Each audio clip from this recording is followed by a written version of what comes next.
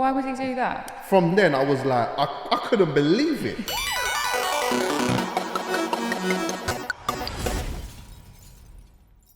By the way, just to let you know, yeah, that like, I'm worried that this is gonna pop. Like, have you not had an accident with any of these yet? No, this but could pop. I do give a warning, like, before everyone sits on it, because it seems fragile. I think it's Proper. quite sturdy. This seems proper fragile, I'm not gonna lie. I used to have these when I was little. Is it? Yeah. In your yard? Yeah, you remember in like the 90s when you had the blow-up sofas? I never had one of them. Do you know what I had? I had a car bed. The red One of them. ones. It was red and black. I had a car bed. Literally, I had a car bed. I remember those. Did you remember Missy Elliott's Cribs episode? Yes. So do you know what? Oh, I was just talking about that the other day. Just as a quick side note, yeah? Just as a quick side note. Remember that time when what was it? It was Cribs MTV, yeah? Yeah. Right? Everyone was showing all these cribs and that they didn't really have, yeah? Mm-hmm. And then remember Redman's crib? Do you ever remember his? No, what was his like? So Redman showed his apartment, yeah, and it was hella messy. He had his brethren sleeping on the floor. It just looked like a proper regular apartment, yeah. And everyone laughed at the time. Everyone proper laughed. But when I deeped it now, I'm like, all these other artists, not Missy Elliott, but all these other artists were showing these houses that wasn't even theirs, that they just rented and that. And then Redman actually showed his real life apartment. And they're laughing at him. And we were laughing at him. I don't think we'd laugh today, because I think we'd be able to see through it a little bit. But it was like, right, we all laughed at him, and he was the only real one, other than Missy. Do you remember they did Cribs UK? They moved it to the UK. And that's when I clocked that they're all renting their apartments, because they're showing these big sort of mansions in London. I'm like, there's no way. Yeah, there's absolutely no way. You don't not getting bread like that. But yeah, going back to the bed thing, yeah. So my bed was kind of like that, but it didn't have, like, Missy had the TV at the thing. Mine wasn't. Mine was like a proper IKEA thing. You had to put the stickers on, whatever it was, yeah. And so, like, it was a small little bed or whatnot, and that was me. And I just got so much memories with that bed. Like, you know, my mum used to do the tooth fairy thing. Yeah. So see, like, if my tooth dropped out, whatever, then she would put the thing underneath my pillow or whatever. But then also, because I was quite messy when I was young, I would just throw things like in my bed. And I'll never forget the time my cousins come to my yard, yeah. And like, I think we wanted to play the PlayStation or something like that. But because my mum told me I needed to tidy my room, so I just chucked everything under the covers. Yeah. So anyway, I couldn't remember where I put my PlayStation, and I realised I chucked that in the bed. Yeah, it was in the bed. Right. So like, literally, my cousin is like, only I could go to Chuck's yard, and his PlayStation is in the bed. But yeah, the car bed just did everything for me. Imagine if it was hidden in the bed, yeah, and someone ran up and jumped on the bed. Yeah, and smashed the PlayStation. Problem. But yeah, car bed. I never had nothing like this in my thing. I never had, I definitely had a few. But my thing is, and I've spoken about this before on this podcast, I used to pop them. What, these? Yeah, so I'd get them and I would just pop them for fun, like get a pen and just go. So obviously that must have been a bit of a nightmare for your parents. Yeah, right? I think they got me a few. Also, on the tooth fairy topic, I honestly put myself off of having children, right? Go on. So obviously the tooth fairy is meant to come because your tooth falls out, you put it under your pillow. Yeah. But I didn't tell my mum that my tooth had fallen out, and I just put it underneath my pillow. So I think I did it as an experiment, because I was suspecting that, like, the tooth fairy wasn't real and she's making it up, right? So I didn't tell her, put it underneath my pillow. In the morning, my tooth's still there. So I go down and I present my tooth to my mum, and I was like, I know the tooth fairy's not real. She was like, well, how do you know that? And I was like, because I put this under my pillow. And it didn't come? Didn't come. She didn't know what to do. Her head was gone. Did she try and revive it the next day by putting a little change underneath there? I think, no, she did. She brought it the next day, but like by this time it's too late. I wouldn't. You know what I would have done? I wouldn't have done it the next day. I would have said, nah.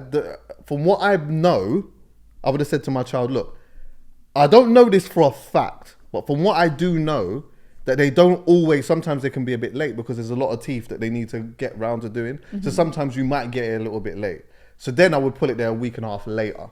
Even when the tooth's not there, I'll just keep saying like, have you checked to see if it's there? No, Dad, it's not there. All right, cool. Check tomorrow. Did you check? Did you check? No, Dad, it's not there. Then a week and a half later, check. Oh, Dad, Maybe it fairy is. came. You understand what I'm saying? Call their bluff. But yeah, I remembered very quickly that Father Christmas wasn't real because of what was it, school. In first school, we had like Father Christmas and that, doing the Christmas thing, whatever. Yeah, we're all mad excited and that, and then we've gone back into class because this was in the assembly hall. So we've gone back to class. I'm doing whatever in class, and I said to my teacher, is it all right if I go to the toilet? Yes, of course you can go to the toilet. So as I've gone to the toilet, yeah, and I've walked past the assembly hall, I saw the cleaner, the caretaker, cleaning the hall with half of the Christmas outfit on, Father Christmas Why outfit on. would he do that? From then, I was like, I couldn't believe it. He had the bottoms on, the top, he didn't have the beard. And then he had like just the cleaning stuff and whatnot, and I'm like, Ross, so all this time it's you. Even in my head, I'm thinking to myself, so you're on TV. Oh, you thought the cleaner at your school was Yeah, everywhere. he's the one. He's the Father Christmas. Yes, that's how I saw it. So it wasn't just him he was the one that was on TV. He was everywhere pretending to be Santa Claus.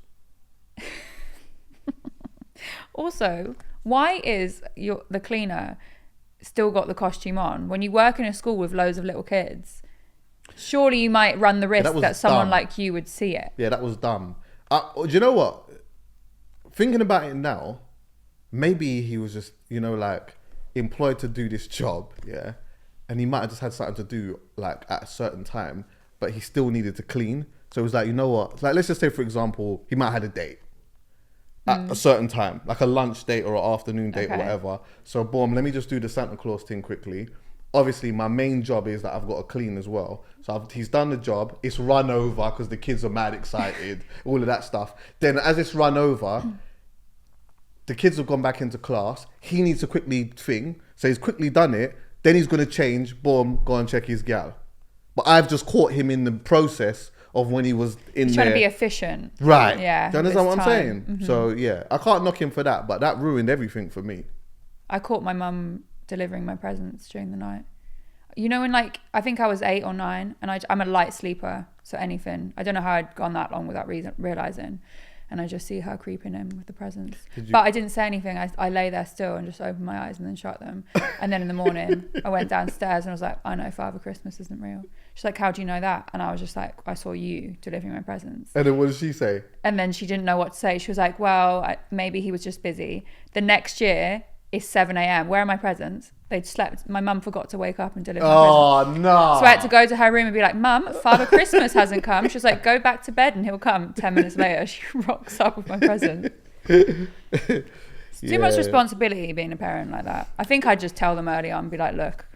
Yeah, this is what it is. That's what it is because I can't be bothered. I think more time now, that maybe the new generation of kids now probably know quite early on that this is just part of a thing. They probably found out on TikTok or something. Oh, exactly.